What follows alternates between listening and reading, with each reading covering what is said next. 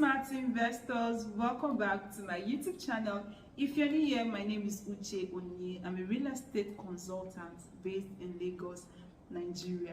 And if you're a returning subscriber, thank you for subscribing. If you've not subscribed, please do well to click on the like button, do well to subscribe and click on the notification bell so you get notified each time I post a real estate video, because on this channel I'll be sharing a lot of houses that you can actually invest in. So in today's video I'll be talking about how to invest in real estate as a beginner. I'll be sharing with you what you need to put in place before you buy your first home. I'll be guiding you in this video to make that first step to buying real estate. If you're watching this video and you're looking to invest in real estate, you must have heard about people being scammed, people being killed in the process of buying a house. You must have heard a lot of things, people who buy property and at the end of the day they lost their investment. Some of you don't know how to start the investments, you don't know what location to look out for, you don't know how to go about this investment. So as a real estate consultant, I'll be guiding you towards making that first move.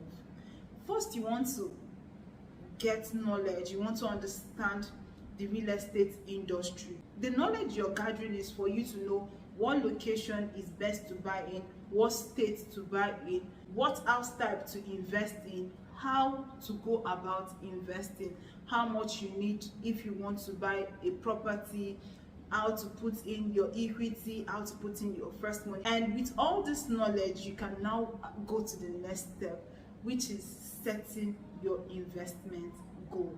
Setting your investment goal, you would be able to decide if it's a residential property you want to buy. You must have acquired knowledge on that residential property. Are you supposed to pay tax? Are you not supposed to pay tax? What is involved? Is there infrastructure fee to be paid? What does it entail to invest in a commercial property, and what does it entail to invest in a residential property? So this will now enable you set your investment goal. So you will now decide, okay, I want to buy this property because I want to use it for short let. I want to buy this property because I want to start a lounge or an hotel. I want to buy this property because I want to move in with my family. So setting your investment goal gives you a clear knowledge of what investment type you want to go in, because from the information you've gathered, from the knowledge you've acquired, you would now understand which one is more profitable in a particular location. So after deciding what kind of property you want to buy, what house type you want to buy, is it a 2-bedroom apartment, a terrace, or a semi-detached, while you are actually buying this property, then you can now move to the third step, your financial budget. What's your budget for this property? How much do you have at the moment? We now have a lot of mortgage companies who are willing to give you money to start. You can also use your pension, 25% of your pension, to buy your first home. 25% of your pension for those who earn a lot. If you earn a lot as your pension, you don't need to keep that money till maybe when you're no more or you're retired to use it. You can now use it to invest in a home. So when you now decide, okay, what's your financial budget? How much do you have at the moment? If you have 10 million naira at the moment, you cannot be investing or dreaming of investing in a home that requires initial deposit of 50 million. It doesn't make sense. So you check your financial budget, you look at the property that suits your initial deposit. There are some property, for instance, if you want to buy a 2-bedroom apartment or a 2-bedroom terrace duplex and it's an off-plan property, you can do initial deposit of 10 million naira. There are some properties that require you to do 10 million naira initial deposit, and then you spread your payments for 12 months, for 2 years, depending on what house type you are buying. So if, for instance, the house you want to buy costs 50 million naira and you have monthly income of, let's say, 5-10 million naira cash flow every month, you can do an initial deposit of 10 million naira and spread your payments depending on your cash flow. How much do you have at the moment to invest in this property? don't set unrealistic goals. Your first home must not be your dream homes. I know, as hard as that sounds, that is the more realistic thing to do. For instance, you have a 10 million naira budget, and when you want to buy a house, its property there costs 1.5 billion naira. Would you keep looking at that project when you have lots of lands that are still appreciating, that you can actually invest that money into? For instance, if you want to buy a 2-bedroom terrace duplex in Orchid, it will cost you 50 million naira to buy this property. If the particular developer you're buying from has an off-plan property that can enable you spread your payments for 12 months, you've considered, okay, I have this 50 million naira in bulk, will I get a discount? Do I really want to put in all my money into buying only one property, or do I want to split this money into two? Do I want to split the 50 million naira I have at hand into two and buy two-bedroom terrace duplex and spread my money for 12 months? So all these things are what you need to consider. You need to like go back.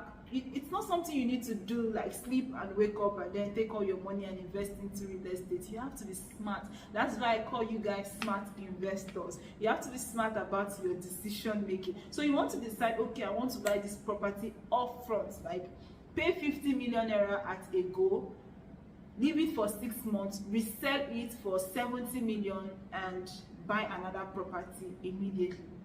Smart moves, you know. Real estate investments can actually be a long-term thing. So don't just wake up and maybe buy a property and you expect to make 70 million the next day.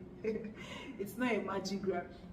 So after determining, okay, you have XYZ amount of money at hand, you do your due diligence about this property you are about to buy. For instance, you want to buy from Victoria Crest Homes. You check their past history. Like Victoria Crest Homes, for instance, they have lots of projects they've delivered. In 10 years, they've delivered over 3,000 houses. So how can such companies scam you? How? Tell me how. It's not possible. They have agents who will take you to the old property, they will take you to the new one, they will take you to the ongoing one, they will take you to the one that. Do your due diligence. Aside from that, you have every right to ask questions. Ask these developers, ask these consultants you're working with, these agents you're working with, ask them questions. Let them open up to you, let them show you. They have to answer all the questions you have for them after you're paying them. Yes, so you have every right to ask them questions, ask them for the documents. Go and do your survey yourself. Go and make inquiries yourself. Go to, for instance, in Lagos, you can go to Alausa to inquire if that property is actually registered and owned by Victoria Crest Homes before you invest your money. So you don't come tomorrow and start crying, oh, somebody scam you. Not in 2023. Not in 2023. Even if you go on Google, any real estate industry that has flopped in the past, just type it there. XYZ company scam. It will bring out all their past for you. So gone are the days where you get scammed in real estate industry. So after you have done your due diligence, you now want to invest your money, because you've decided, you have the knowledge, you've decided what house type to buy, you've decided how much you have to invest. The next thing is paying your money into this company's account. Please ensure that the money, the account you're paying into is confirmed. Like you confirm that, okay, this developer is associated to this account. Nobody should rush you into depositing your huge millions. So nobody should do that. So you want to make sure that where you're paying this money to is associated with the same company and all of that. You want to make inquiries to know how much more you need to pay after pay, because some land in Ekpe, for instance, they will tell you, oh, this land is selling for 2 million naira. Then after paying 2 million naira, they will tell you, oh, you pay your money like 10 million naira. You will pay for another thing 50 million naira. By the time you are done, you would rather lose that 2 million naira than investing more money, because where is all this money coming from? They will not tell you, oh, they want to collect certificate of this one, you pay 10,000. That's how they'll be collecting money. Or another thing why it is necessary for you to do your due diligence is some lands are actually in dispute. Some land they will tell you, oh, they are currently fighting is in Igwe's hand or is in one Oba's palace, they are still settling the dispute. Let them settle their dispute first before you invest, because sometimes land in dispute can actually be another issue on its own. So you've done your due diligence, you're about to buy your house, and you make your payments, you're sure what you're buying is the real thing. Remember that investing in real estate is actually a long-term thing. It's not something that you just invest today and you expect your money to multiply the next day. So you want to have a clear understanding of what you're investing in before you invest your money into any property. I hope you learned something from this video, and I hope you take that next step into buying your first real estate or investing in your best property in the market. Thank you for watching this video up till now. Until I come your way next time, I remain your favorite real estate consultant. Bye.